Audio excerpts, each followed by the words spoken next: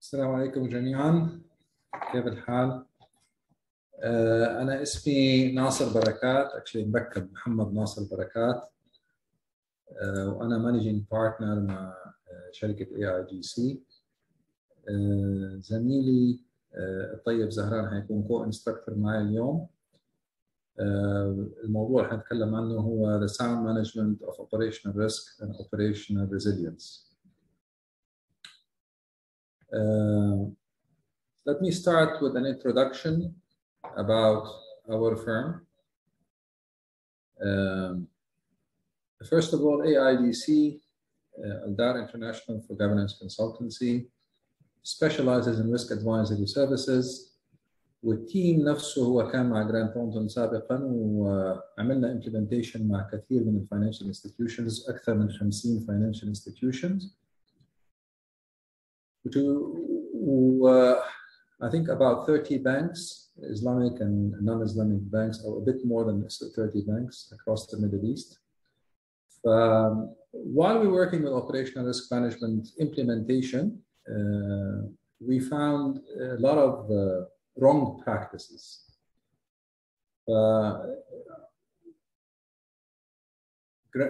Basel issued the sound practices for the implementation of operational risk, and then revised them again, and then revised them one more time, as we will see now in the timeline. Unfortunately, we still believe that there is more to be revised and added to the list, because we still see sound practices not being followed in some of the banks today. So let me start by a timeline to explain Basel various papers in that regard. Now, these are the instructors, myself and Al-Tayyib Zahran. Al-Tayyib has many years working in the central bank and as an advisor also with financial institutions. And I myself work with many financial institutions as well, of implementing operational risk management systems. So the topic that we will be covering is basically two big sections. One of them is the sound practices of operational risk principles and some guidance as to what we see wrong and what we need to do to make it right. And the most important part is the 3 lines of defense.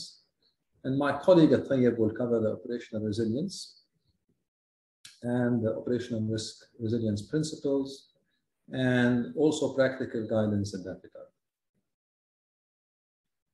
So let's start with the principles for the sound management of operational risk.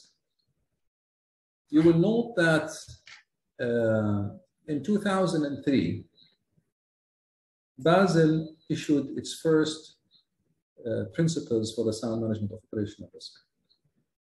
I just want to note that we started working with banks in 1999, so that was 4 years before Basel started. And when Basel started and issued their sound practices in 2003, those were very succinct. So more guidance was needed at the time. And when we were telling the banks that we would like you to do A, B, C, D, and do it the hard way, some of the bankers were telling us, well, I just want a tick in the box.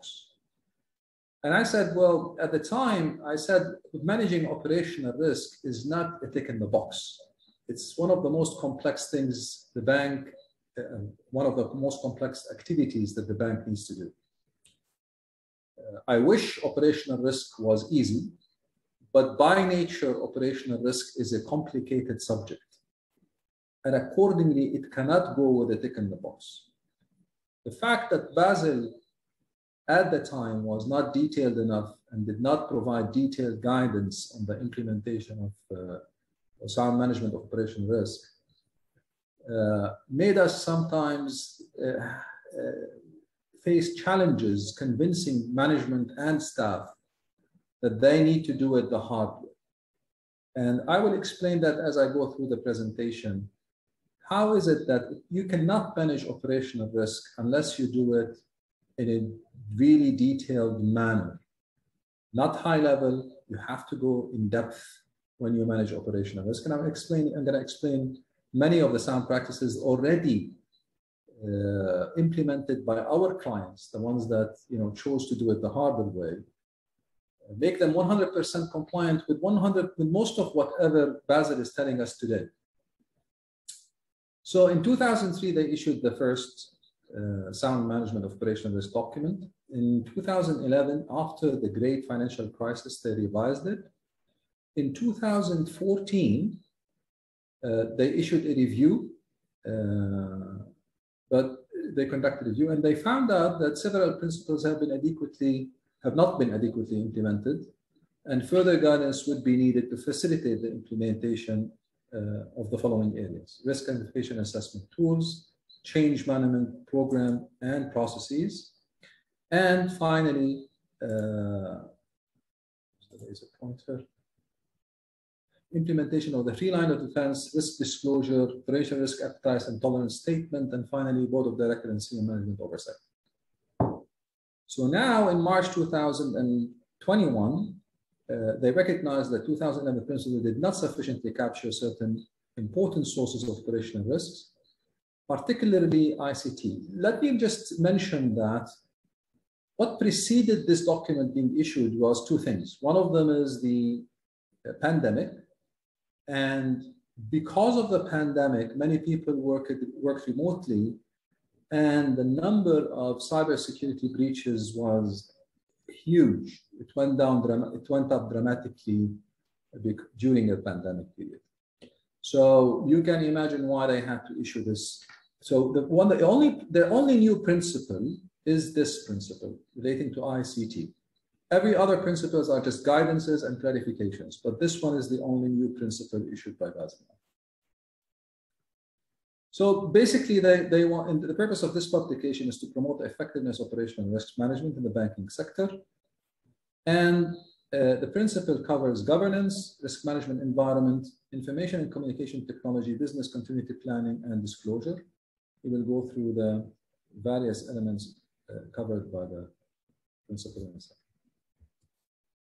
So we have poll question number 1 now, and I believe those poll questions will help people keep people engaged.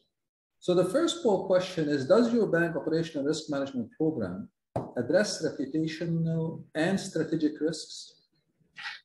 Yes or no? So if they, let's wait for the answer before I come.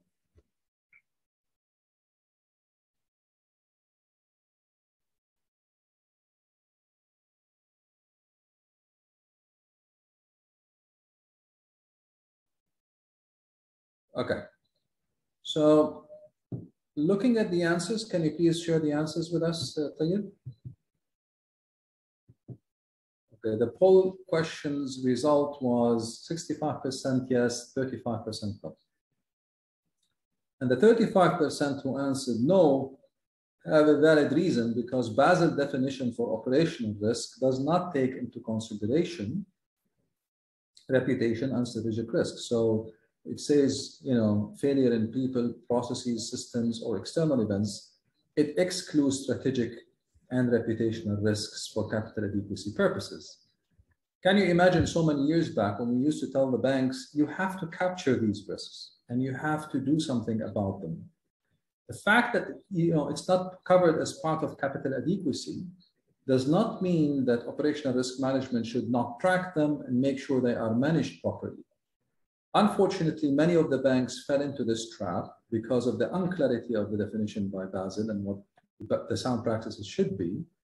And they only concentrated on Basel definition of operational risk, while reputational and strategic risks, which were very important, were missed on and were not covered in the operational risk management program. So as you can see, some of the banks as of today, or many actually, are still not implementing or not taking into consideration reputational and strategic risks in their operational risk program. All right, so moving on to the following slide.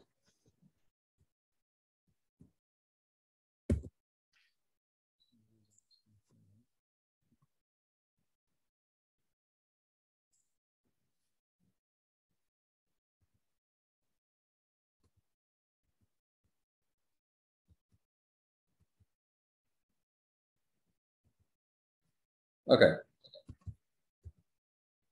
Operational risk management. Now, I believe that the first section of this presentation is more important. The second, the principles themselves, and then we have the third section, which is the operational resilience, is also very important. But this section is extremely important because it touches on some of our own experiences and practical, experiences implementing with many banks across the region, and it is definitely a message that we were always trying to deliver to our clients and potential clients and the market at large about operational risk. So operational risk is inherent in all banking products, activities, processes, and systems. And the effective management of operational risk is the fundamental element of the bank's risk management program.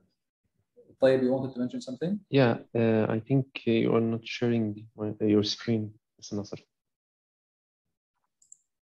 You cannot see the slide that you are reading from. How about now? Yeah, now it's appearing, yeah. Okay. So, if you ask me what's the most challenging job in banking, I would say operational risk management, because it is everywhere. An operational risk manager or an operational risk officer needs to get in-depth knowledge and needs to assess and deal and monitor everything, basically. When you talk credit risk, they are limited in number. They are important, but you're limited in number. But when you talk operational risk, they are very diverse. So it is complex by nature. You cannot oversimplify a complex subject like operational risk management. And accordingly, because operational risk is inherent in all of the bank's activities and products, you have to have a mechanism to properly, identify, record, and monitor these. And you have to implement what we call the 3 lines of defense, which we're going to talk about in a second. Sound operational risk management is a reflection of the effectiveness of the board of directors and senior management in administering their portfolio of products, activities, processes, and systems. Now, what I mean by that is you cannot have proper operational risk management without an effective board of directors and senior management giving a lot of importance to that important subject. It will not succeed. Your operational risk management program will not succeed if senior management and the board are not engaged in the process. Where appropriate, strategic and reputational risk should be considered by banks' operational risk management.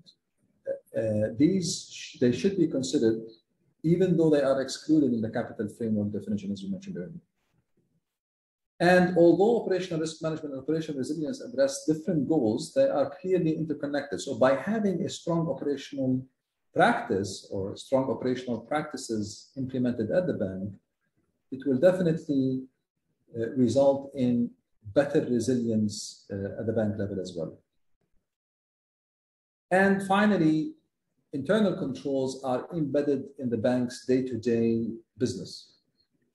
And they are designed to ensure that, first of all, information is reliable, timely, and complete, and that the bank is compliant with the applicable laws and regulations, and of course, sound safekeeping of the assets of the bank as well. All right, so the following slide, we have a poll question number 2. Tayyip, can you share it, please? So the effectiveness of the operational risk management program is highly impacted by the following factors. You can choose more than one answer. So please select one or more, even if all of them, of whatever factors you think can impact on the effectiveness of the operational risk management program.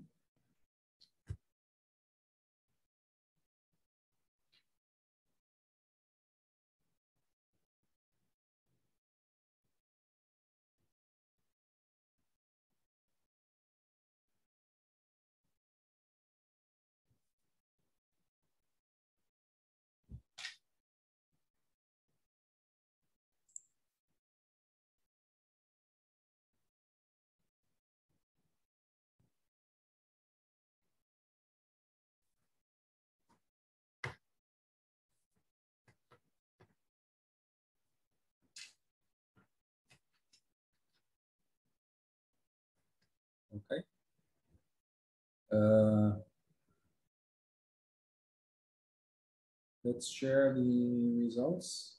Timeout. Okay.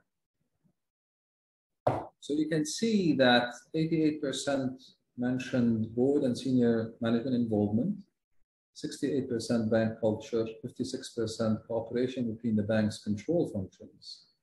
Again, that's a big problem we've seen happening at the banks, where each one has a different empire and do not speak to each other.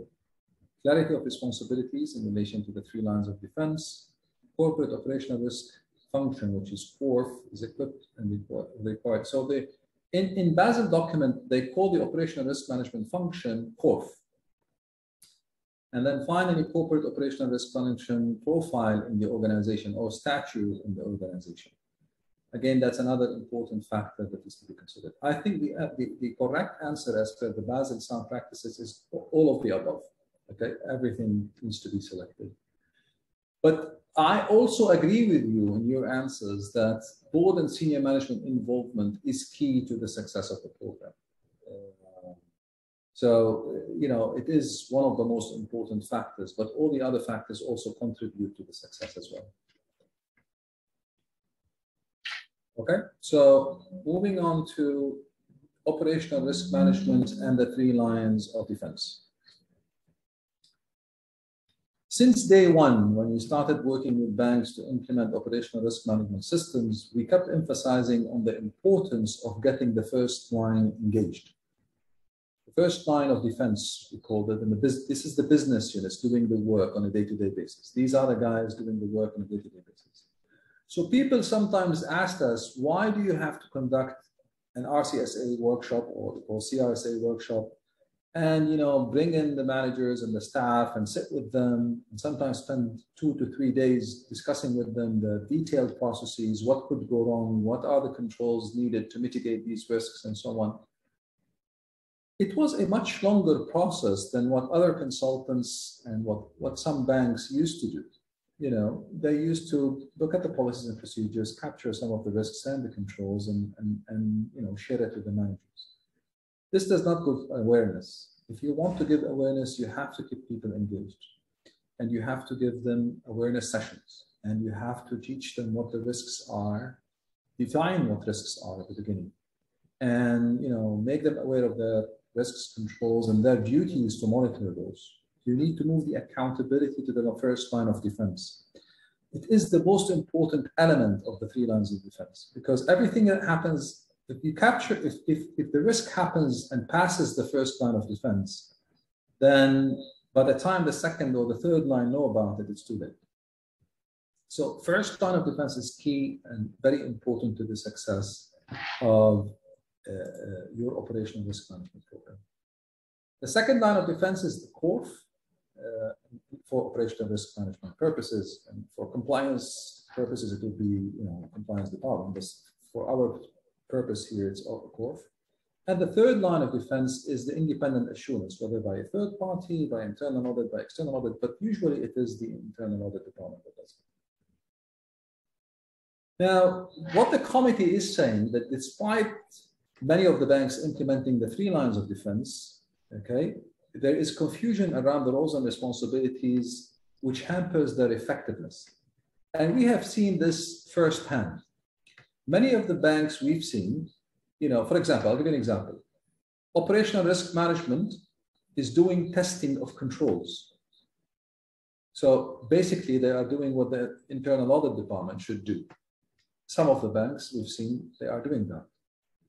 First line of defense is not effective or is not engaged in identifying risks and assessing those risks. It's done at the second level.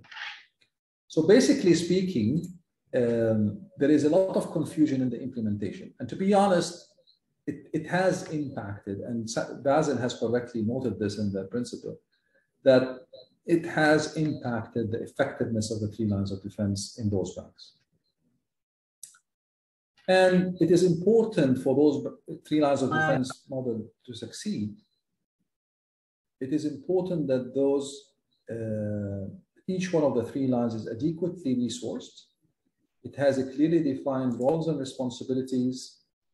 is continuously and adequately trained, as the staff there, promotes sound risk management culture across the organization, and communicates with other lines of defense to reinforce operational risk management framework. So let's talk about the first line of defense. The first line of defense is basically the business unit. And the business unit, for it to be effective, they have to, number one, be engaged. Okay, it's their responsibility. Listen, it's their responsibility to identify and assess the materiality of operational risks inherent in their respective business units through the use of operational risk management tools. So they are the ones responsible to identify and assess risks. Okay, it's not the second line of defense, and it's not the third line of defense. They should establish appropriate controls to mitigate operational risks. So you need to also train them on how to do that, or engage with them on identifying and implementing the required controls. Reporting whether the business unit lack adequate resources, tools, and training to ensure identification and assessment of operational risks. Monitoring and reporting the business unit's operational risk profiles and ensuring their adherence to the established operational risk appetite and tolerance statement. And finally, reporting residual operational risks not mitigated by controls, including operational loss events, control deficiencies, process inadequacies, and non-compliance with operational risk tolerances. You know what these sentences mean, the 5 of them? It means that we are moving the full responsibility of managing, monitoring, and reporting operational risk to the first line of defense. Unlike the old way of thinking, and I'm talking old way maybe 6-7 years ago, that many banks thought that they shouldn't leave it to the first line of defense. So the second line of defense is where the core department comes in. And this is where, okay, here it is. So the second line of defense is core department. And here the core, their role is to challenge the first line of defense. So even though the first line of defense is in charge of identifying and assessing risk, they need to challenge those assessments. They need to challenge those, even the reports that come out of the first line, they need to challenge these as well. So developing an independent view regarding business units' identified material operational risks and design effectiveness of controls and risk tolerance.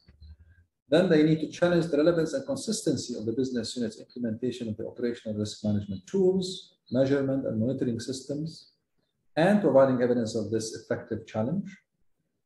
Developing and maintaining operational risk management and measurement policies, standards, and guidelines. Without those guidelines, everyone will be doing things his way. So it is important that they have these guidelines in place. Reviewing and contributing to the monitoring and reporting of the operational risk profile. Again, that's part of what they do. And finally, designing and providing operational risk training and instilling risk awareness. That's very important to keep awareness going across the organization. Awareness will start by defining what is risk and what is included under operational risk and what kind of activities a manager should do to mitigate those risks and so on. It's important to mention that CORF typically engages relevant corporate control groups, compliance, legal, finance, and IT to support its assessment of operational risk and control. Many years back, when the whole thing started in 2003, 2004, many banks thought that operational risk is going to be a department. They close the door, they have a room, they close the door on them, and they have systems, computers, they do analysis, they monitor KRIs, and that's it. This is, this is managing operational risk. They don't need to do more than that. In my definition, they are building a mosque in the middle of the desert where nobody is going to benefit from it. Unless you engage and communicate with others, not only the first line of defense, but the other control functions as well, finance, IT, compliance, internal audit, the third line of defense. If you don't communicate, if you don't create synergies with them, your operational risk management will not be effective, okay? I still see in many banks Internal audit not speaking to risk management, and both of them not speaking to compliance. And each of those will have their own risk register.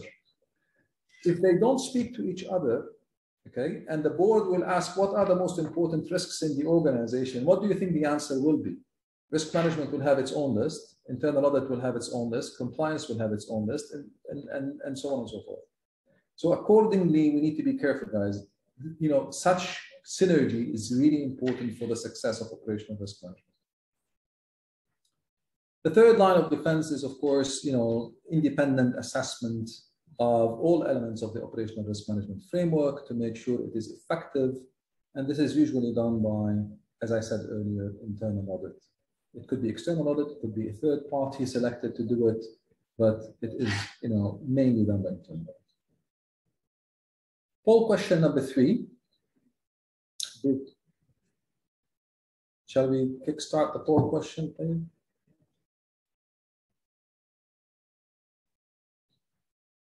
So the first line of defense is critical to the effectiveness of operational risk management. Strongly agree, agree, I'm not sure, I disagree, and I strongly disagree.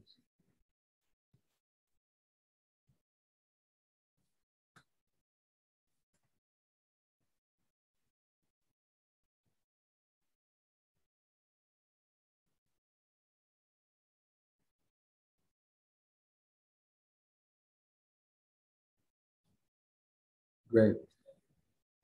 I think we can share the results. Except for one person or for few people, everyone else said I agree or I strongly agree. It is actually very important for the success of the operational risk management program. It won't work without the first line of defense being effective. Okay, so let's move on to the principles. Before we move to the principles of for the sound management of operational risk, I'm going to stop at, you know, each section. I'm going to ask if you have any questions. If you have any questions, please, you know, send a message, or if you want to raise your hand, and we'll unmute you so you can talk to us.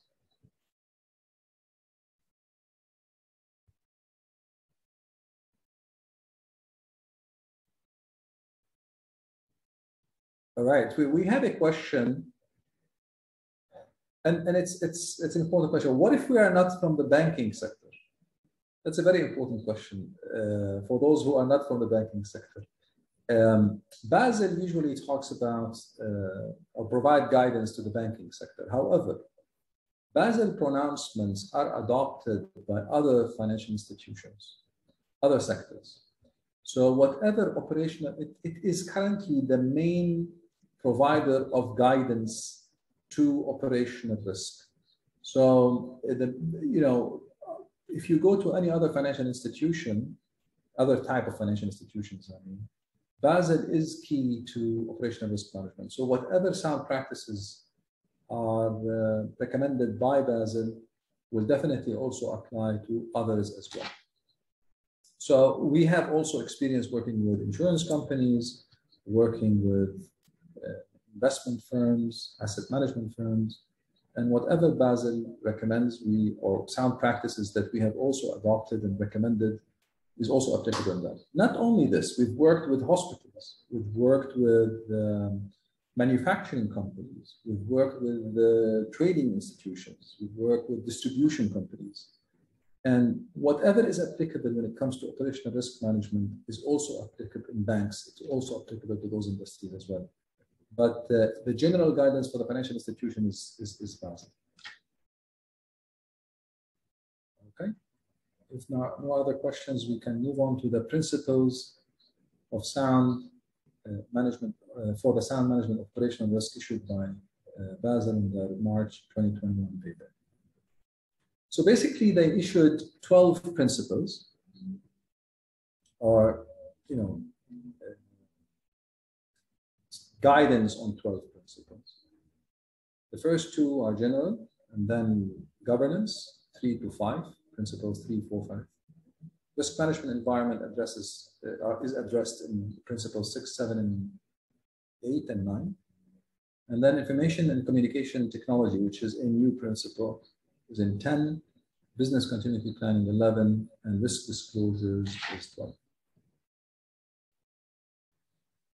So what you can see here, and you can see the design of those slides. The first slide, the first part of the slide on top is what the principle says. This is word by word taken from Basel. And a summary of their guidelines for implementation is towards the lower part of this slide, all right?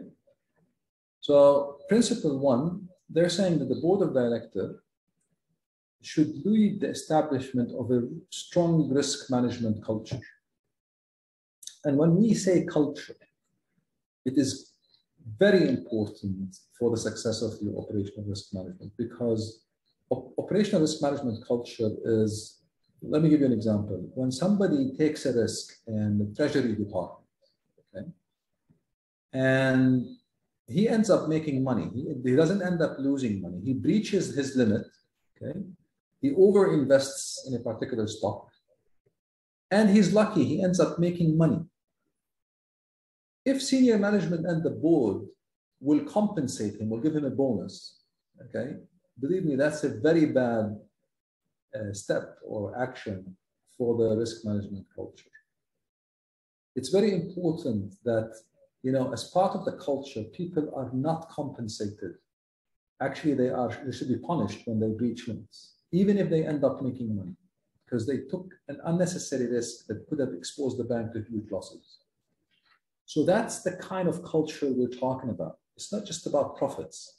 It's about how sound these profits are, how sustainable they are. So the board should make sure there is a strong risk management culture implemented by senior management.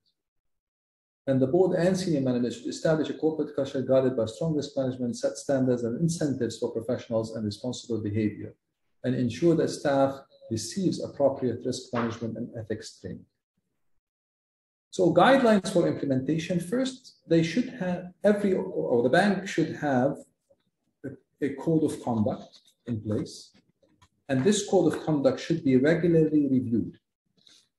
So it's not just a document that is done like 10 years ago and you leave it and you don't visit it. It has to be regularly reviewed, taking into consideration changes in the environment. So when we talk code of conduct that was developed 20 years ago, it won't address many of the risks we're talking about today, such as cybersecurity, unlicensed software, and so on, breaching, leaking of information, and so on. Clear expectations and accountabilities. Each party should have a clear guidance for all staff as to what their role are when it comes to operational risk management. Compensation aligned with the bank's risk appetite, statement of risk appetite. So you cannot breach the appetite limits and be compensated. Even if you end up making a lot of money in your function, if you are breaching the appetite limits, then you have to be, punished for that, or whatever the word is. Appropriate level of operational risk training should be adopted across the organization, and strong and consistent support to operational risk management. Now, when it comes to strong support to operational risk management, I'll give you just an example. Okay, operational risk management comes up and says, I need software. You can never manage thousands of risks without software, right? If the bank does not do that they don't implement a software solution or the tools required for whatever the tools are. I mean, it could be software, it could be in addition to the software, there any other tools as well. If the bank does not support them, then they are, causing the failure of this activity. So support is very much needed. And not only that, if they come up with a recommendation that there is an important risk to be mitigated, and they don't approve the implementation of the required remedial action, then they are causing the failure of operational risk management. Now, principle 2 talks about the operational risk management framework. It has to be fully integrated in the bank's overall operational risk management processes. And the operational risk management framework, ORMF, that's what Basel calls it, adopted by an individual bank will depend on a range of factors, including the bank's nature, size, complexity, and risk profile. So it will vary from one bank to another. But as good guideline for implementation, board and management should have a clear understanding of the nature and complexity of risks. Okay? And again, not high level. No, they should have a clear understanding of the risks at the product, activity, and process levels as well. What happened, if you remember, in 2008, the major financial collapse, it was caused mainly by banks failing to understand what kind of product they are adopting. Those subprime mortgages were an equation for disaster.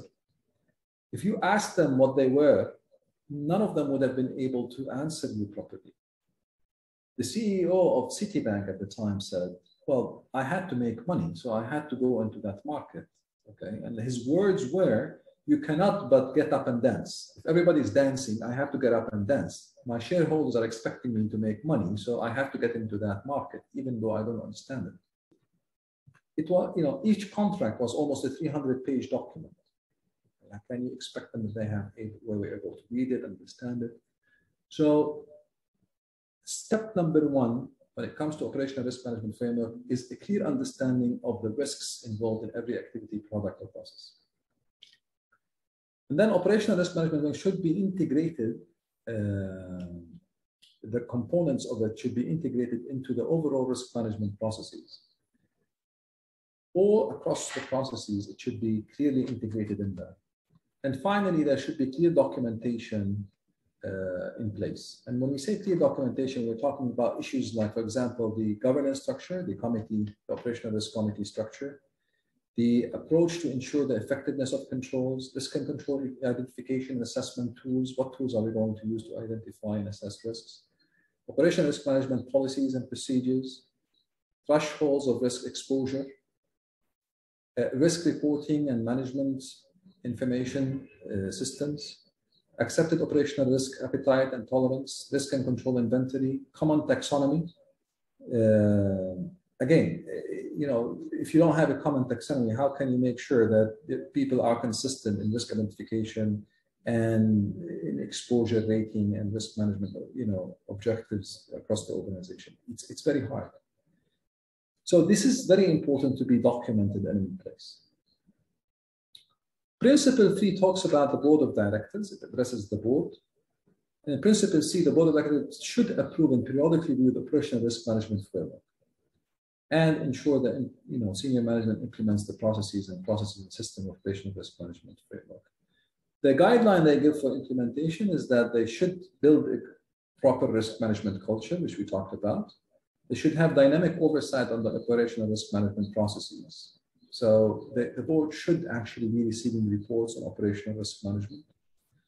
They should give clear guidance on the principles underlying operational risk management framework. Regular evaluation of the effectiveness of the framework should be in place. Ensure the framework is subject to independent review to make sure it is effective. Ensure management avails itself to advancement in best practices. Whatever best practices are out there, management should adopt these best practices, including whatever we're talking about today. Management responsibility for implementing strong control environment should be ascertained. They should make sure that management knows their responsibility. And finally, controls regularly reviewed, monitored, and tested. They should make sure there is continuous testing of controls. And again, it's not just by the third line of defense, it's also by the first line of defense as well on a self-assessment basis. So now we are in poll question 4. If you can run that poll question for us, please, Tayyip. So when reviewing the operational risk appetite and tolerance statement, the board should take into consideration current and expected changes in what you can select one or more of these factors.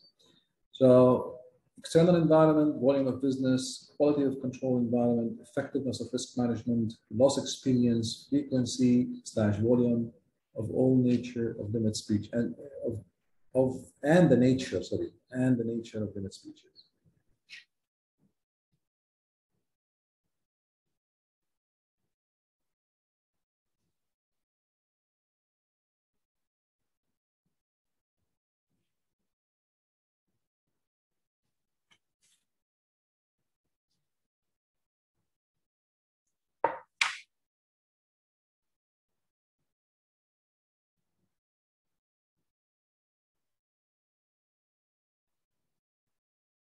Okay, so let us share the answers. So 71% said external environment, 76% volume of business, 57% quality of control environment, 71% effectiveness of risk management, 61% loss experience, and 61% frequency/volume of all nature of limits features. I tell you, the correct answer is all of the above. And that's probably what the answer is saying here. All of these factors need to be taken into consideration when reviewing the operational risk appetite and tolerance statement. Because when the external environment changes, you have to make adjustments to the risk appetite and tolerance statement. Okay? When the volume of business changes, you also need to do that. And again, the quality of control environment, again, is another element that you take into consideration, because if you want to invest in more control, then your appetite would be lower. If you want to invest in less control, your appetite should be higher. Okay, it's a trade-off. So all of these elements are important. So moving on to principle number 4, which is the board of directors again. The board of directors should approve and periodically review the risk appetite and tolerance statements for operational risk that articulates the culture, types, and level of operational risk the bank is willing to assume. So not only should they approve the appetite statement, but it should be, articulated down at the lower levels. So it's not enough to say my appetite for operational risk is 200,000. You have to bring it down at the business unit and the risk level as well. Otherwise, it will not be effective. So your statement, the risk appetite and tolerance statement, should be easy to communicate and understand. Because again, you are supporting the first line of defense. If the first line of defense does not understand it, then it's a waste of time.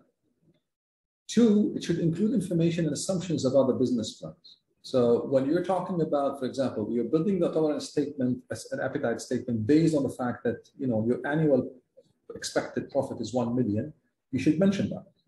Because if it changes, you have to change that as well, or you make it a percentage or whatever it is. Establishes boundaries or indicators to enable monitoring. Unless you have clear boundaries, you're not going to know where something breaches that boundary and accordingly zoom in into that thing.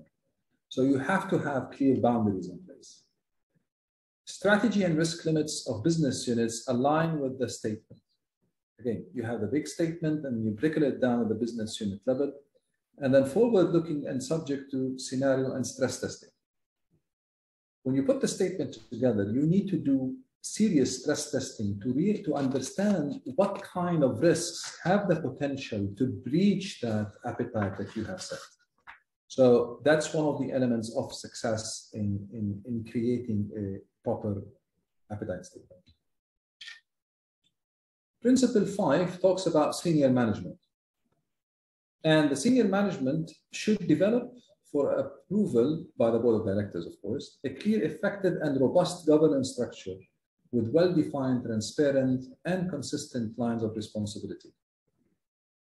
Senior management is responsible for consistently implementing and maintaining throughout the organization policies, processes, and systems for managing operational risk in all of the bank's material products, activities, systems.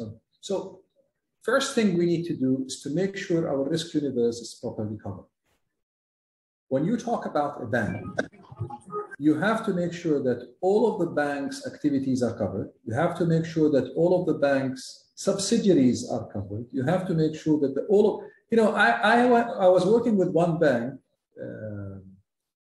and I found out that the bank has a subsidiary, insurance company. And all of the bank insurances were insured in that insurance company. So, LCs, the bank's assets, the bank professional indemnity policy, the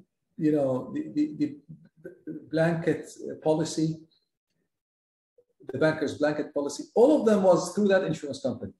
And my question was really, if we didn't dig and go down to that level and cover the universe as a whole, what if something happens to that insurance company? Is the bank really transferring the risks, or is it not transferring the risk?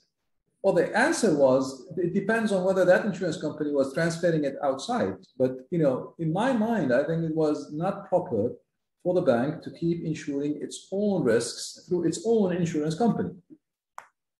So unless you have a comprehensive approach to assessing risk across the organization, covering all the risk universe, meaning, the business units and products, activities, processes, subsidiaries, you cannot have proper operational risk management.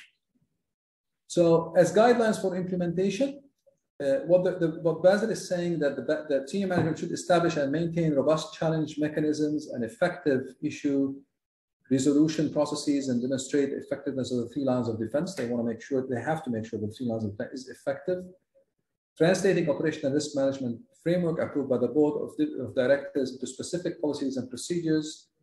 Ensuring that staff responsible for managing operational risk coordinate and communicate effectively with staff responsible for managing other risks, credit, market, other like compliance, for example. Unless they communicate with each other, as I said earlier, the overall benefit to the bank will be reduced dramatically. The managers of the CORF should be of sufficient stature within the bank. So you cannot just put CORF as a unit within HR department and mention that I have proper operational risk management. It's not going to work. They have to have the proper stature. They need to tell others what they need to do to mitigate risks, or to give advice, or to monitor, or to tell them, no, you're not going to take that risk because it breaches the appetite. If they don't have that stature, they will not succeed. Ensure that bank activities are conducted by staff with the necessary experience, technical capabilities, and access to resources. You will never be able to manage operational risk. I'm talking hundreds, if not thousands of risks without proper systems in place, without proper resources in place. And finally, banks' governance structure should be commensurate with the nature, size, complexity, and risk profile of its activities. A bank should take the following into consideration.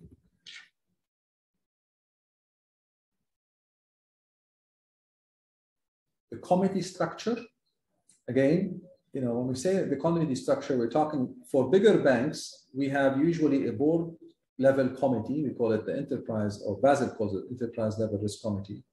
And then you have the operational risk committees at the management level, managerial operational risk, so management operational risk. Smaller banks will have one committee only. Okay, it's a flatter organization, they have one committee. But generally speaking, the members of these committees, of this committee or these committees, should have the appropriate know-how of the bank operations and the risk. And not only that, but now they should have at least a member who knows about ICT, about IT and the technology itself, because everything is interconnected now. And ICT is one of the important elements of operational risk. Committee composition, that's what we said earlier about the members, and then committee operation, how frequent they need to meet, and they need to meet frequently. It's not like once a year, because once a year is not sufficient to address important risks that come up every now and then. Principle 6 talks about identification and assessment of risk. Senior management should ensure that a comprehensive identification and assessment of the operational risk inherent in all material products, activities, processes, and systems to make sure the inherent risks and incentives as well are well understood. Sorry, I just remembered something. When we started talking to banks and telling them, let's assess risks, risk assessment, we did it at the inherent level. So you do the inherent risk assessment, and then you find out what the controls are, and then you identify residual risk, okay? Unfortunately, many of the banks prefer to only go to the residual risk. So they will sit with the business unit, they will capture whatever risks at the business unit that the business unit feels it's not properly mitigated. Now that is a big problem, because what if the control mitigating the inherent risk stops working at any point in time? What will you do? So if you go to the residual risk, it means that the whole exercise has to be done every month because you have to every month a control can stop working. So unless you do it in the long process approach, and I said the hard way, as I said earlier, you will not be able to capture such an amount. Now, Basel says that there are 7 tools for risk assessment and identification. Self-assessment, control monitoring assurance frameworks, metrics like KRIs, scenario analysis, event management, operational risk event databases, and benchmarking and comparative analysis. Poll question number 5. Let's run it together, please.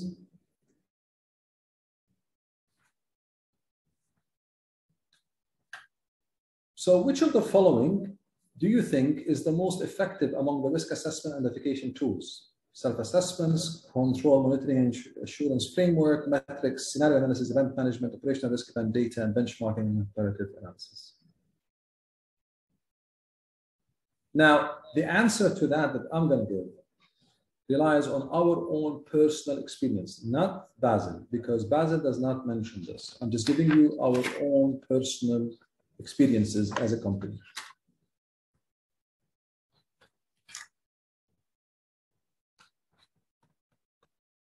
Okay, we'll wait. We'll give you a bit some additional time.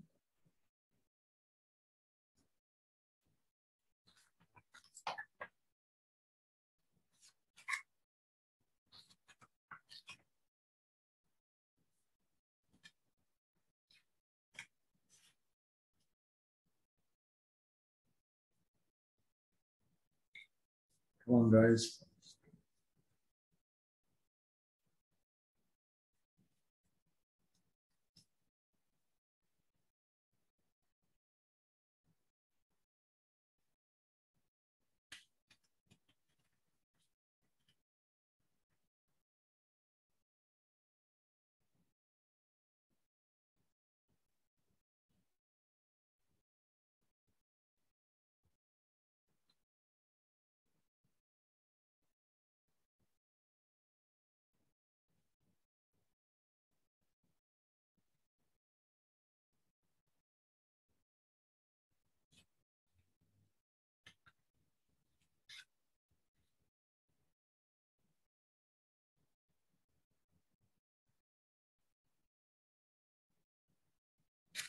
Okay, so let's stop there and see what the results are, even though many of you still did not reply because of the time. I'm sorry for that, guys.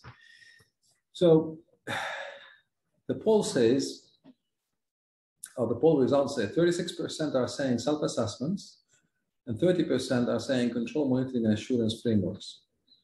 And they are interconnected, okay? Because when you do self-assessment, one of the ways to monitor controls is through self-assessment tests as well. So they are interconnected. I tell you, I've always said to the banks, when you start your operational risk management program, start with self-assessments. This is how you make people aware of their risks. This is how you get the first line of defense engaged to understand what his risks are. This is how you make him accountable for his own risks and controls. This is how you make sure that they understand what their controls are and they are in charge of monitoring them. And through control monitoring, you give them the self-assessment tests for them to conduct those tests periodically as well. So you can imagine the amount of strength that the first line of defense will get by properly conducting self-assessment and self-assessment compliance tests. So let's move on to principle 7, which is identification assessment. Also, it talks about identification assessment. And here it talks about the change management process. And that's something that the new sound practices issued by Basel concentrated on.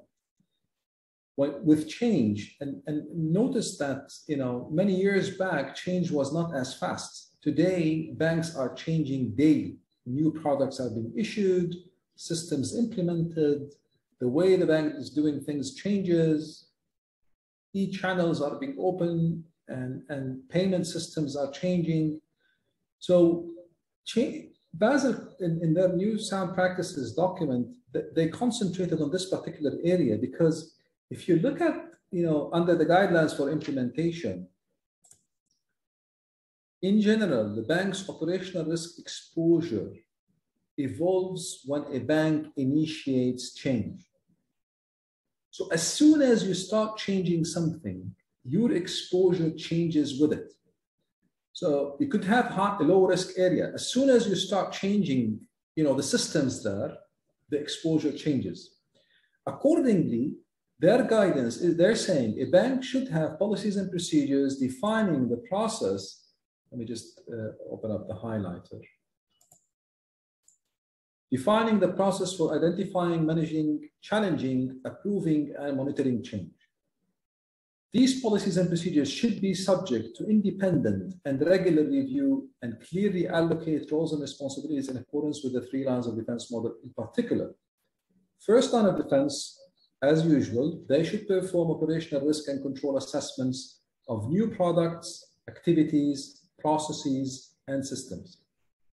Believe me, from day one, more than 20 years ago, when we did our implementation of operational risk management systems, we used to tell the banks, when you are issuing a new product, please conduct a proactive risk assessment of that product before you release it, whereby you bring all the stakeholders in one room, conduct the workshop, see what kind of risks are there, what kind of controls are in place, and whether they're properly mitigated or not.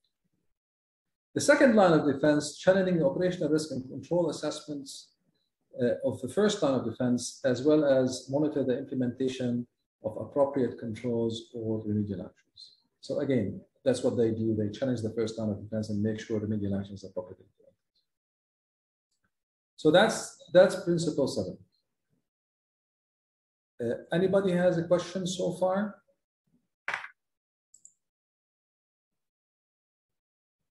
Okay. For non-government and NGOs, what is the best framework for operational risk management or guidance for operational risk management? Again, all those sound practices, as I said, I mean, when you go to the ISO relating to risk management, 31,000, or when you go to COSO, Enterprise Risk Management Guidance, all of those do not specifically address operational risk. They talk about risk management in general. The only party or the only body that I know of addressing particularly operational risk, because in the banks they separated credit, market, and operational risks from each other, unlike other industries. So when you're talking operational risk, Basel is the one providing the guidance. However, if you go to the ISO or COSO, you will find enough guidance about risk management at large, and it will be applicable to non-government and NGOs as well. All right?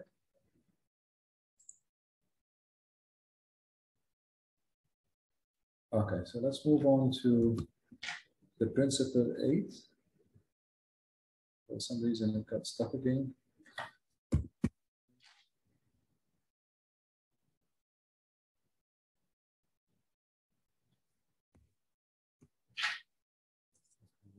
Should.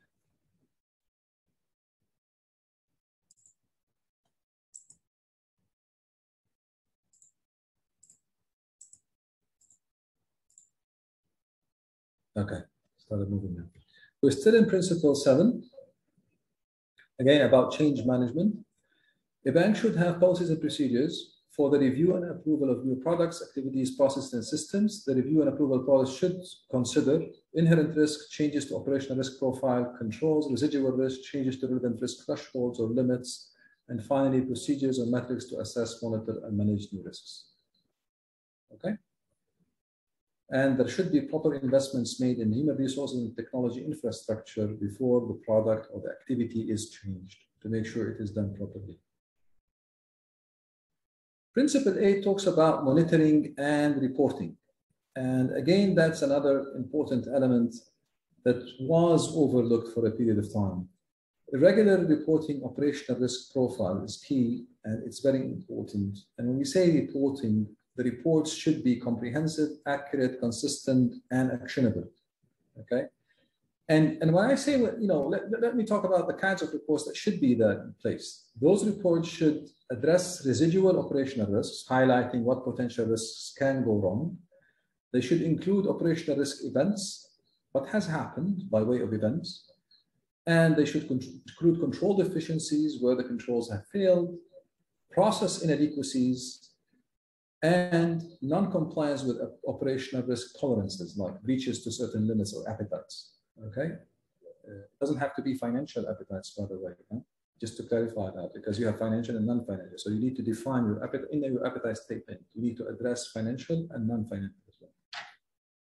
The reports should be timely and frequent. Okay, there is no point in telling the risk committee that 6 months ago I used to have a weakness and the bank is still exposed to that weakness 6 months later. Okay, you have to have timely reporting in place so the matters are addressed in a timely manner. And finally, describing operational risk profile. Operational risk report must include breaches, assessment of key emerging risks. That's an important element. Emerging risks, especially when you're talking to the risk committee. Emerging risks is key, and we used to always put it in the corporate risk profile for every bank. Changes are happening today, okay? And payment systems, the way payment systems are being processed, e-channels, all of that is happening, and cybersecurity. As soon as the pandemic happened, immediately things went into lockdown. Banks who were able to predict the lockdown was going to stay for a longer period of time, and they need to do something about safely accessing the bank system from outside. They did much better than those that were managing day by day. Principle 9 talks about control mitigation and having a strong control environment. Now, on the left side of the screen, you will see the box here. This is the elements of the control environment as per COSO: risk assessment, control activities, information communication, monitoring activities, components of the sound internal control program. But the effective control environment will help you with, will include, a system for ensuring compliance with policies and regulations, addresses how the bank ensures operational resilience is maintained, and my colleague will talk about that in a second, requires appropriate segregation of duties, and identifies, minimizes, independently monitors and reviews areas of conflict of interest. So the last poll question in my section, which is poll question number 6, if we can run it. So risk transfer tools, when we say risk transfer tools, we're talking, for example, insurance, are a good replacement of thorough internal operational risk controls. Please mention whether you strongly agree, not sure, disagree, or strongly disagree.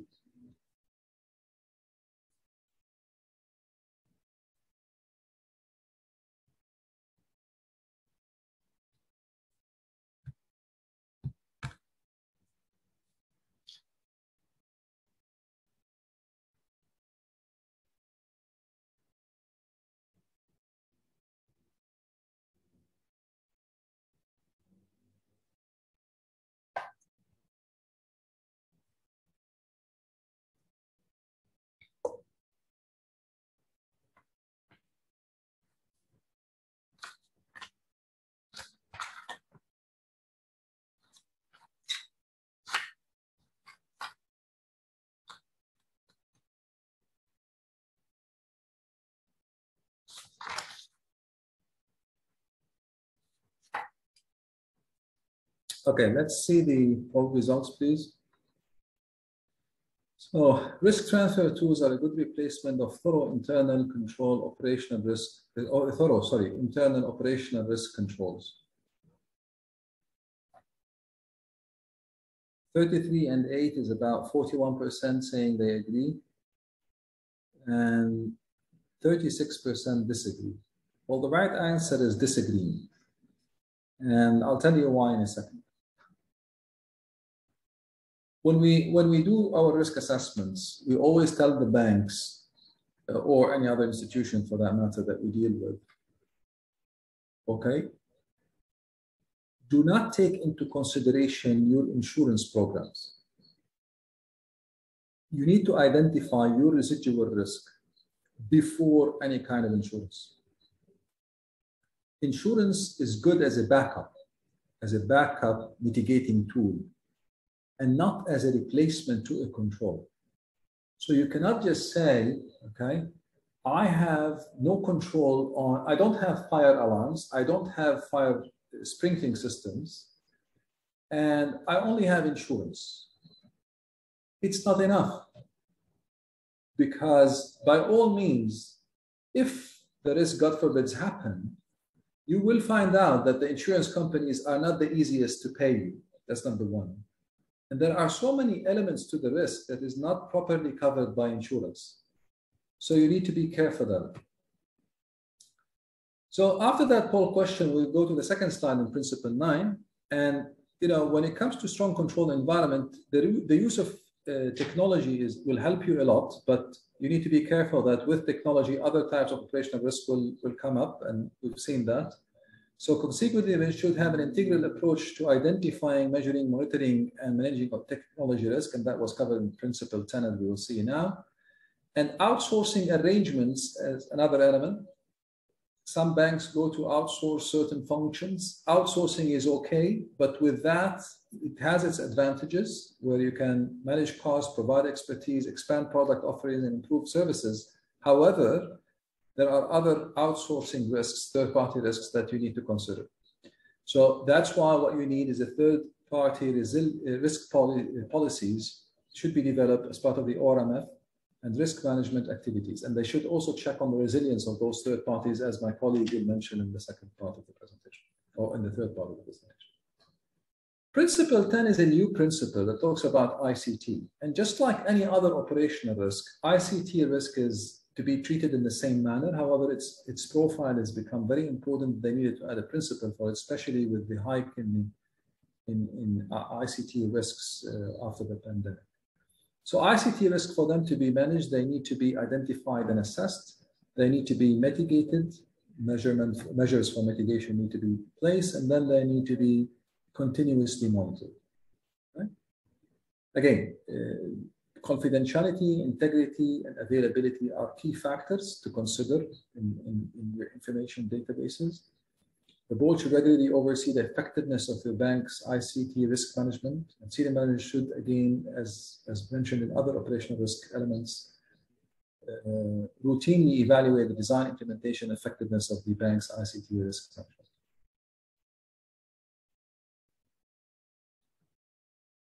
Now, ICT risk management, together with the complementing processes set by the bank, should be reviewed on a regular basis, again, because of ICT changes, the environmental changes as well, for completeness against relevant industry standards and best practices, as well as against evolving threats, for example, cyber and evolving or new technologies. Regularly tested, continuous testing of the controls, similar to the other type of operational risk, but these are to be tested even more frequently. For example, if you have a firewall and you don't test it, believe me, with all of those, it's because if it's not updated, if it's not properly configured, it will not help you. So if you don't properly test it and make sure it's properly configured and updated, you will have a problem with your firewall. So continuous testing of those controls is critical to their success. And finally, actionable intelligence to continuously enhance the situation awareness of vulnerabilities to ICT systems, networks, and applications. This is where you bring people to let you know where your vulnerabilities are, and you need to understand where they are and do something about it. Principle 11 talks about the business continuity plan, and I'm not going to cover it in detail because my colleague will be covering it under the resilience part. But you have to understand that having a document will not be sufficient. You need to review it periodically, test it frequently, and communicate and engage people in testing it as well, so they know what they need to do in case of an emergency. Okay. I also want to give advice, and when you're developing your business continuity plan, make sure that it covers all three elements: okay, people, systems, and premises as well. So people sometimes, when they develop the BCP plan, they cover the people. If some people are missing, what will happen? If systems stop, they probably cover it. But what if we're not going to be able to access the premises? What will happen then? And finally, principle 12 talks about disclosure. And this is disclosure to the various stakeholders. We need to be very transparent to them about operational risk. Transparency is key to our success. And accordingly, there has to be a disclosure policy in place that tells us what to disclose and be transparent with our stakeholders. What kind of operational risk systems we're going to use, how do we monitor operational risk, what events have happened with us, and so on and so forth. So with that, I complete my part and I move to principles for operational resilience with my colleague at Tayyib Zahran. You can start, okay. Please. Yeah, sure.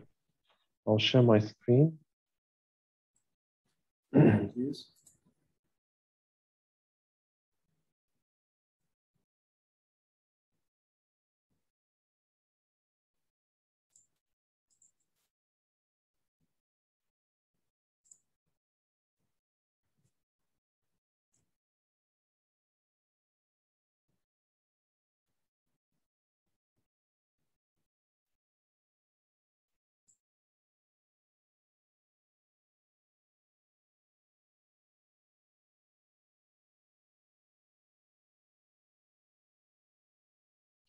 Okay, can you see my screen?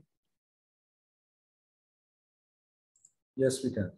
Okay, good evening, everyone. Before we start talking about the principles of operational resilience in detail, I will start with a brief background on the topic.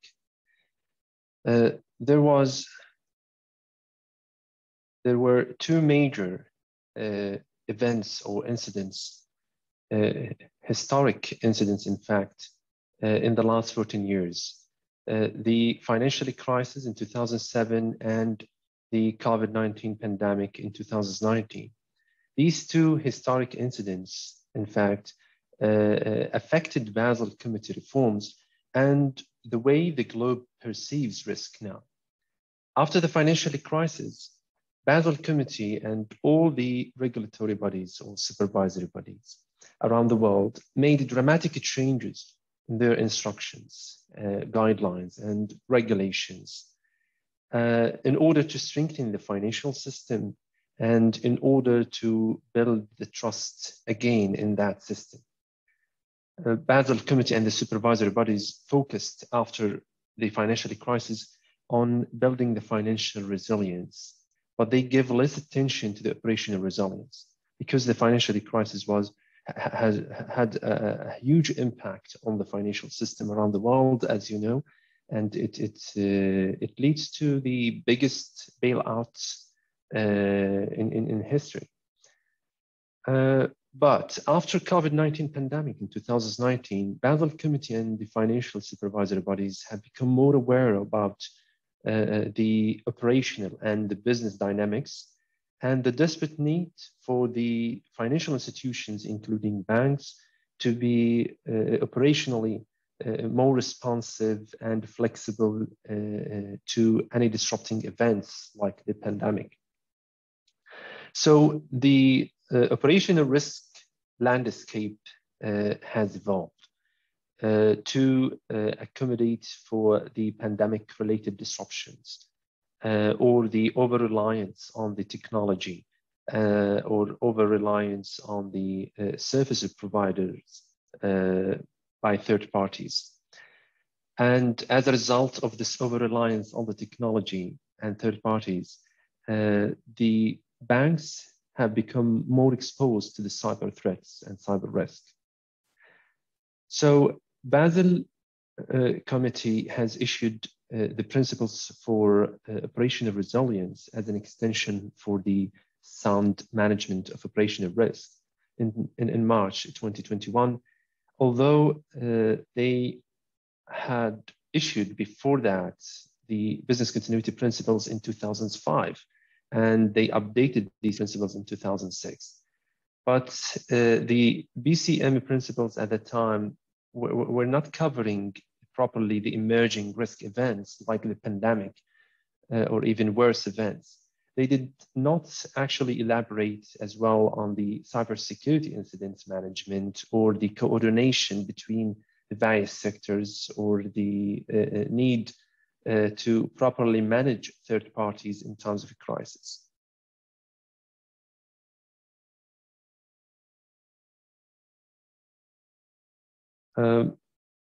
We have a poly question.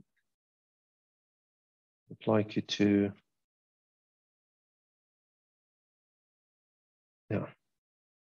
answering it. Operational resilience means having high level of capital and liquidity to recover from the business disruption, insurance against operational events losses, outsourcing the internal operations to an external party, deploying cloud-based systems instead of the on-premises system, deploying a mechanism to protect against or respond and adapt to and recover from disruptive events.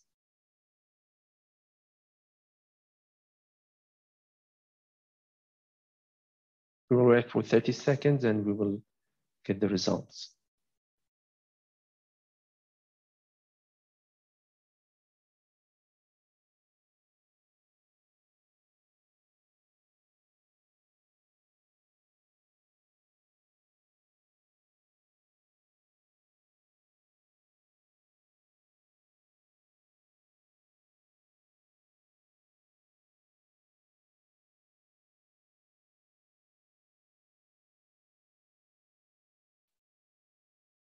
Okay.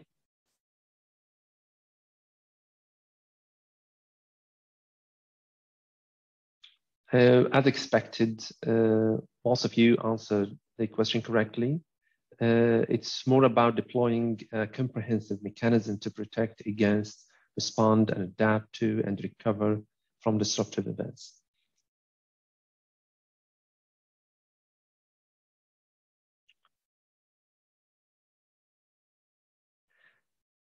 Okay, the operational resilience, according to Basel, was defined as the ability of the institution to deliver critical operations through disruptions by, of course, deploying a comprehensive mechanism to detect, protect, respond, and recover from disrupting events. And this requires, by definition, to identify the potential threats. And in order to identify the potential threats, you need to conduct a risk assessment exercise to identify the future events and the severe scenarios that might require such response or that should be considered in the operational resilience program.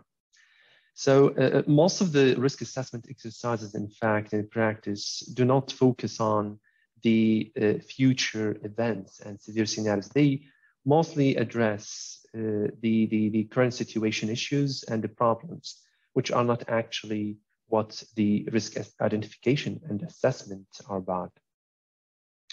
Also, after assessing and identifying these scenarios and the severe scenarios, we need to protect, to design the controls, the right controls and measures to protect ourselves from these scenarios happening, or to fill the vulnerabilities that we have. Also, we need to respond to deploy responding measures and controls like the business continuity plan or disaster recovery or switching over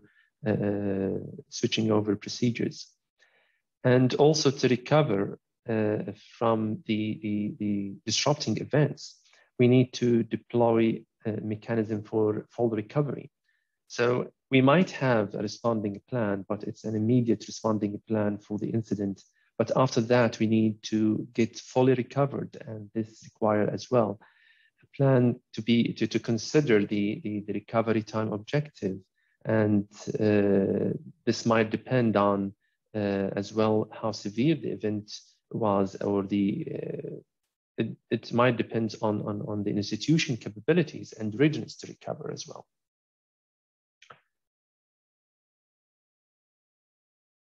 Basel has issued the principles for operational resilience, and they determined 7 principles, which are the governance, operational risk management, business continuity planning and testing, mapping of interconnections and interdependencies, third-party dependency management, incident management, information communication technology, and cyber security. We will go through these principles one by one in the following slides. Principle number 1, governance. The governance, as per Basel, banks should utilize their existing governance structure to establish, oversee, and implement an effective operational resilience approach that enables them to respond and adapt to, as well as recover and learn from disruptive events in order to minimize their impacts on delivering critical operations through disruptions. This first requires from the bank to set the risk appetite or the tolerance for disruption for the critical operations. So the board of directors first should review and approve the operational resilience approach, considering as well the risk appetite and the tolerance for disruption. Based on the objectives, based on the various scenarios the risk assessment came up with, and the operational, the current capabilities the bank has in protecting itself against the risk scenarios. Also, they need to oversee the implementation of operational resilience by senior management, and they need as well, before that, to ensure that the resources to support this implementation are available.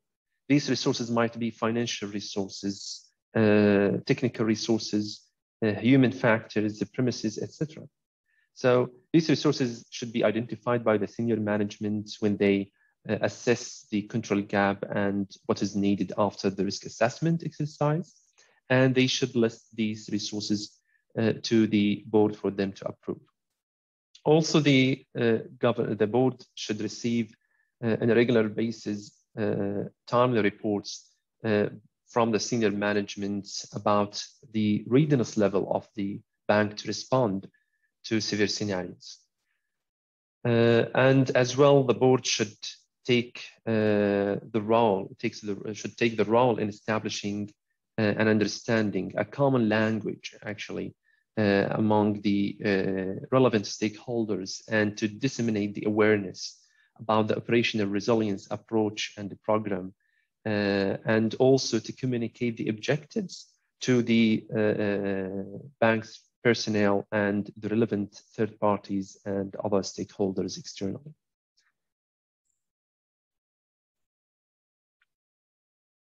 Principle number 2, operational risk management. Operational risk management is very critical in operational resilience. As we mentioned earlier, operational risk management should identify the risks and specifically the disrupting risk scenarios, and assess how effective the existing controls in mitigating these scenarios. And they need to highlight the weaknesses in the control environment and that limits the bank's ability to protect itself from disrupting events. And they also need, other than identifying and assessing the threats, they also need to test these controls, or at least to assess the effectiveness of these controls. And this is not only the responsibility of the risk management, but also the responsibility of the first line of defense that Mr. Nasser has mentioned earlier in the introduction. The first line of defense needs as well to test their controls to ensure that they are working as intended. For example, they need to test the backed up data. Is it recoverable? Can they recover the backed up data and to use it properly in conducting their operations and their processes? Or they need also to test, for example, the alternative, whether it's actually standby and working when it's needed. Or they need to test the employees' awareness, whether they are aware of their roles and responsibilities in times of crisis. Also, after that, they need as well to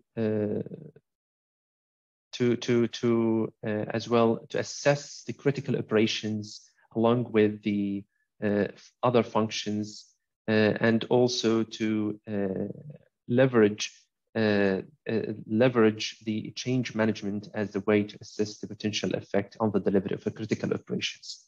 So they need to assess these critical operations to identify them, and accordingly to address what are the response action and the responding measures needed to respond to these to keep these critical operations up and running during the crisis times. Okay, we have a poll question.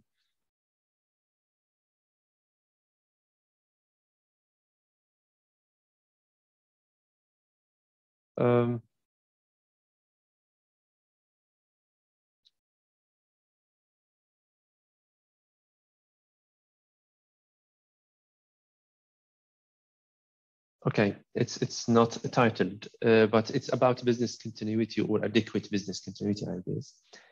Whether it's be forward-looking in assessing the impact of potential disruption, identify critical operations and key internal and external dependencies, address regular business continuity exercise, provide detailed guidance for implementing DR framework, be consistent with third parties' operational resilience approach, or all of the above.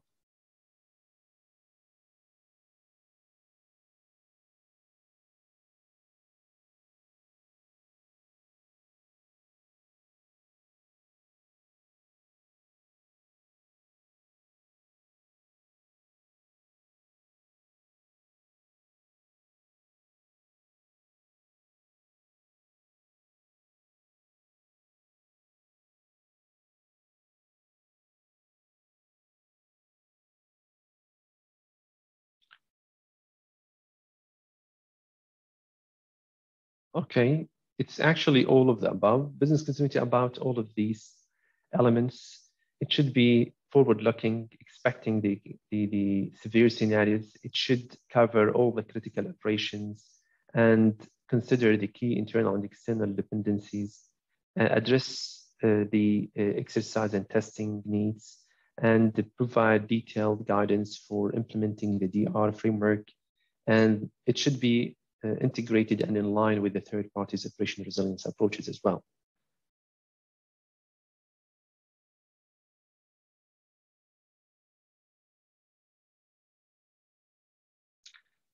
So the third principle is business continuity planning and testing. The principle states that banks should not only have business continuity plan, but also they need to exercise and test the business continuity plan under a range of severe but plausible scenarios in order to test their ability to deliver critical operations through disruption. So in many institutions, specifically in non-banking institutions, we saw that the business continuity plan can be just a document, but it's not actually effective, and it's not implementable, or it's not supported with the required infrastructure, or when it's needed, people are not aware of it. So that's why testing and exercising the business continuity plan is a key for success for the business continuity plan to be effective when it's needed. So the business continuity plan should be forward-looking, considering all the plausible scenarios. And this is where we need the risk assessment exercise. They should identify the critical operations, key internal and external dependencies. That's why we should conduct the business impact analysis in order to identify the critical operations, the impact of each business on of each disruption or disrupting events on the business, and in order as well to identify the targeted recovery time or the recovery time objective, RTO, and the targeted data to be recovered, the RPO, the recovery point objective as well. And as well, a business continuity plan should be developed, implemented, and maintained on a regular basis to be reviewed as well and exercised and tested. And by exercising, we are talking about raising the awareness about the business continuity procedures, objectives, and as well. Sorry? There's someone is unmute. Okay.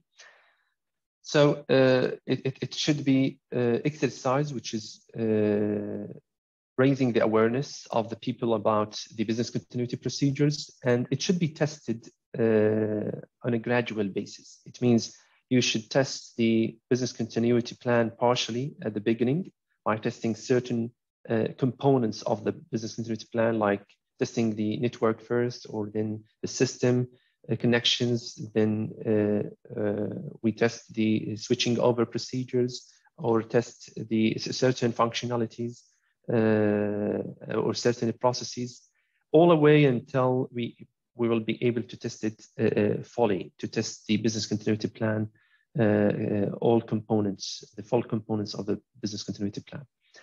Then also it should contain the disaster recovery framework and clear guidance about implementing the switching over procedures. And it should be for sure consistent with the third party's operational resilience approaches. And this is very important, because if I have a business continuity plan, but my service providers, the external providers, are not in line with the business continuity plan, I might end up with a failure in times of a crisis and unable to deliver the services in time. For example, if I have a target that my online banking services not being disrupted or should not stop for more than 10 minutes, while our switchover procedures and data center service providers or the network service providers, all of them should be aligned and should be able to resume their work in case of any incidents in less than 10 minutes in order to be able to meet this target, the 10 minutes disruption at maximum for any incident. Principle number 4, mapping interconnections and interdependencies. Once a bank has identified the critical operations, the bank should map the internal and external interconnections and interdependencies that are necessary for the delivery of a critical operations consistent with its approach to operational resilience. Okay, one of the challenging steps, in fact, in building up the operational resilience is to identify the interconnections and interdependencies between the various operations, technologies, information flow, people, and facilities. So this is the first step, is to map all of these elements: people, technology, processing, information, facilities, to understand all the interconnections and interdependencies between of them. But in order to do that as a bank or as any other financial institution, we need to have a holistic view of the processes and the operations we have. A holistic view, a document that highlighting these interconnections about the major processes and the supporting processes, the minor processes supporting these major objectives and major processes. And also along with, across all the departments and along with all the supporting factors like the people needed or involved in these processes, the systems involved in these processes or using it to conduct these processes, and also the premises. So this holistic view, it should be documented and properly being there in any financial institution in order to recognize these interconnections and interdependencies between all of these factors. Then we have to go into a very detailed level. The granularity of mapping should be sufficient. And considering as well the bank's risk appetite and the tolerance for disruption, because it's very important. As we can see, there might be interdependencies between the the many functions. So one department might be using the output of other departments' operations as inputs in their own operations. So we need to understand these interconnections in order to be able to cascade down the risk appetite correctly. So, for example, if the bank's RTO or the targeted RTO initially was for the maximum acceptable interruption period for the back office system in the Treasury Department, the back office system was 30 minutes. They should not being disrupted for more than 30 minutes. But the deals, the transactions in the front office should be closed within 15 minutes. And the front office relies on the back office to close these deals and to settle these deals. So we should know this interdependencies, and I should reduce the target for the back office from 30 minutes to 15 minutes in order to meet the RTO for the front office. So understanding the interconnections between the departments allows us for considering how to cascade down the risk appetite, the recovery time objectives properly across the departments and the critical operations. And the third step is that the bank should leverage on the recovery procedures and enhance the response plans to better cater for the targeted RTO and RPO. Once we understand the interconnections and the interdependencies, we will be able to better develop the recovery procedures and to revise our RTO and RPO in accordance with the risk appetite and tolerance for disruption.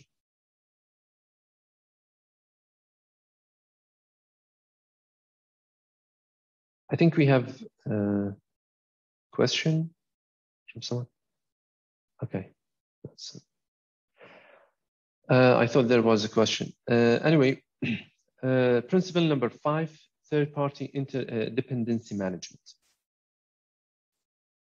Third-party dependency management, banks should manage their dependencies on relationships, including those of, but not limited to, third parties or intra-group entities for the delivery of critical operations. As mentioned earlier, banks' dependency on third parties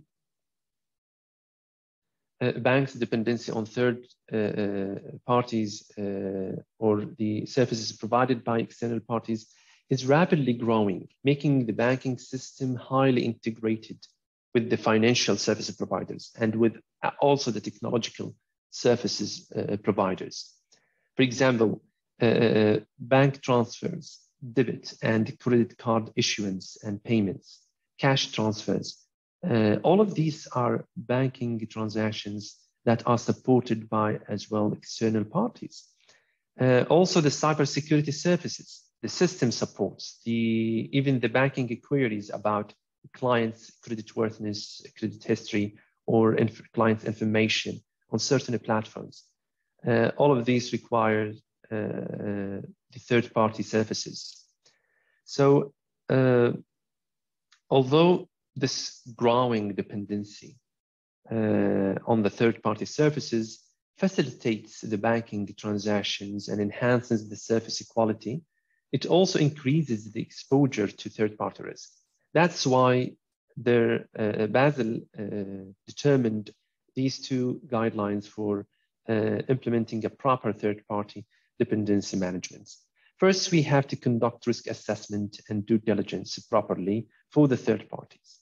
We need to assess for each third party the risk associated with that third party and to conduct a proper due diligence to understand whether this third party has a proper risk management policy and framework, and their operational resilience approach is in line with our operational resilience approach and our business continuity plan or not.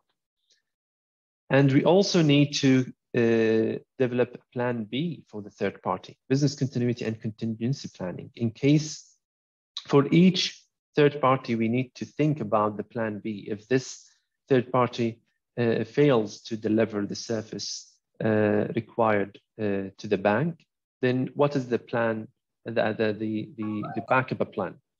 So the bank should have a business continuity or a strategy for each third party. For example, a network provider. This is a very simple and straightforward example. A network provider. For sure, every bank, every financial institution has redundant network providers in case of any network failure. We have a poll question. It's the last poll question.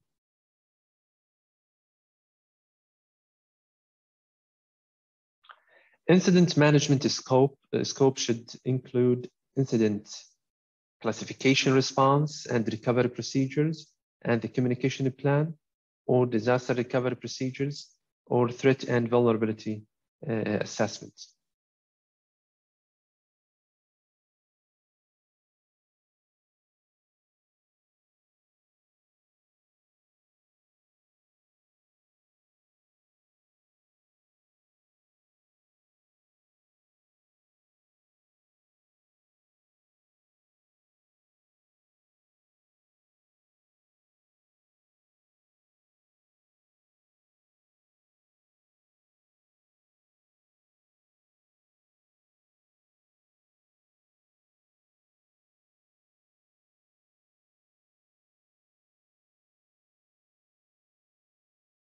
Okay. Yes, most of you answered this correctly. Incident management is more about incident classification, response, and recovery procedures, and also the communication plan, communicating the incident data to the right people.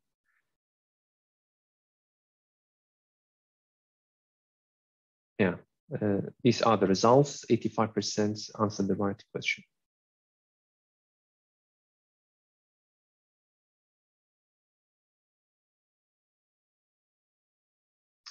So principle number 7, incident management. Incident management, it's about implementing a response and recovery plans to manage incidents, and that could disrupt the delivery of critical operations in line with the bank's risk appetite and tolerance for disruption. Banks should continuously improve their incident response and recovery plans by incorporating the lessons learned from previous incidents. One of the drawbacks of the business continuity management programs in the practice is overlooking the proper incident management. The current practices focus, or the business continuity management, focus on the immediate response action when incident happens, but they do not focus, or they overlook the necessity of documenting the incident life cycle, having an inventory of all the previous incidents with all their details, and most importantly, studying the incidents and trying to learn from them and to improve the future responses to other similar incidents. So the guidelines for implementing this principle is to maintain an inventory or a log of all the incidents and the recovery, to track the life cycle, to track the incidents, to have a tracker for the life cycle of each incident from the date or the time of this incident occurs until all the way during the treatment until it's closed, and periodically review and test and update the incident response and recovery procedures that can be enhanced and improved by learning from the incidents, and also to reflect these lessons on the incident management programs.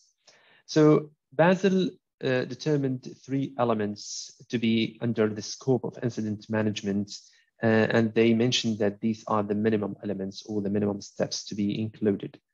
The classification of the incidents, but we can add more to these elements.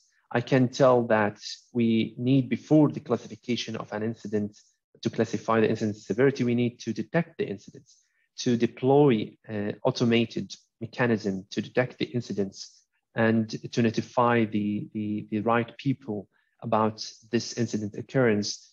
And then these people will be able to classify the incident severity based on the predefined criteria. And this criteria should take into consideration the risk appetite for disruption. And based on this assessment or classification, we need to define the escalation levels and the reporting levels. So when we are talking about the implementation of communication plans, we should also consider the escalation levels and to whom should we report and who will be reporting the incidents and what are the data, in fact, to be reported, and what are the means or the communication channels. And also we need to specify, as I mentioned, the escalation levels based on the incident severity rating. After the classification as well, we need to analyze the incidents. Analyze the incidents in terms of the root causes in order to be able to identify the right responses and recovery procedures that can resolve the issue.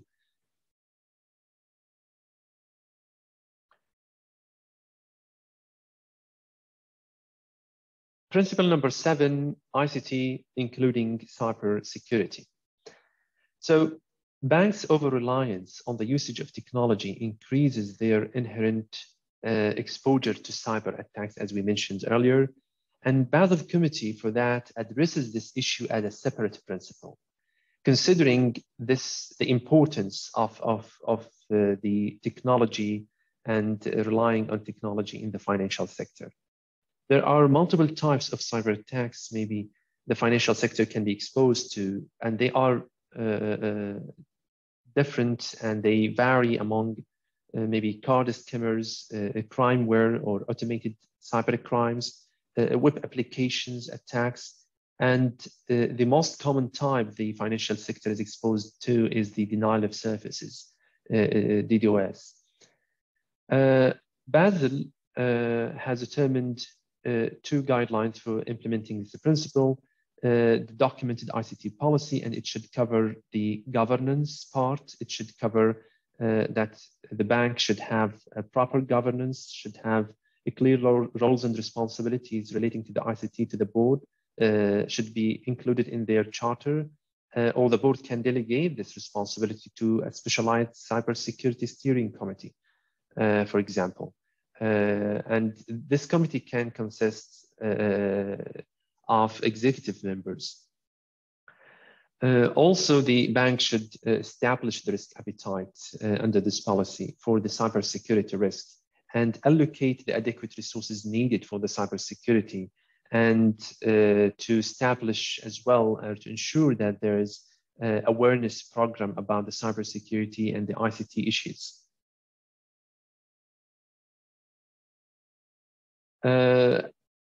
Also, we need to identify the critical information assets. And to do so, we need actually to first classify the information based on their criticality, and their integrity, confidentiality, and the availability needs. And also to identify all the information assets and to evaluate them and to analyze the risks relating to these information assets in terms of the threats and the vulnerabilities. So also, according to the risk assessment and according to the identification of the critical information assets, we can develop the types of actions needed, like the protection measures and the preventative controls. Basel mentioned that banks should develop the protection, detection, response, and recovery programs for the ICT and the cybersecurity. And it's very important to not overlook detections and response and recovery programs, not only focusing on the protections. Previously, banks and many financial institutions were focusing on deploying the preventative measures, the protection measures, like the firewall, antiviruses, and encryption awareness. Few just and less attention given to the detection and response and recovery measures. However, many studies shows that around 6 months is the average period between the breach occurrence and the discovery of the breach. 6 months. It's required to detect any breach. So that's because that's because these organizations do not have enough detection measures to detect the breach. And not only that, but also these studies shows that the recovery from the breaches or the cyber attacks takes maybe 1 to 2, 3 or 3 years sometimes in some cases to recover from a cyber attack, because you need to recover the sensitive data, you need to recollect the confidential data that were lost, and to build up again the reputational damage that's happening from the cyber attacks. So having detection, response, and recovery measures, it's very much important as much as having a protection and preventative measures. So this was the last principle in our list, and we can conclude the operational resiliency principles that we learn from Basel, that they addresses in the operational resiliency principles very important lessons. First, that banks should focus on the operational resiliency as much as they are focusing on the financial resilience. Also, that the business continuity plan is not enough to ensure operational resilience. Although Basel issued principles relating to business continuity plan or management in 2005 and 2006, but they issued now the operational resiliency principles because there are other aspects that are not covered by the business continuity plan. Also, business changes and major incidents like the financial crisis or even the pandemic in 2019 drive the need for more forward-looking and dynamic risk management. I thank you for your time. I think I finished my part, and if there is any question, please let us know. Thank you, Atayed. So please let us know if you have any questions in relation to the second or the third part of the presentation. Plus, if you have anything relating to the first two parts as well, please let us know and we shall be pleased to answer them. The presentations will be made available to those who attended with us as well. So, our team will be in touch to make them available for you. So I'm going to ask now if there are any questions, or please raise your hand or send us a message if you have any questions. No? Okay. With that, I think we will conclude. Thank you again for your time today. I hope you found this to be of benefit. We look forward to seeing you again on other webinars in this space or in other topics as well. You have a great evening and thank you for your time. Assalamu alaikum. Assalamu alaikum.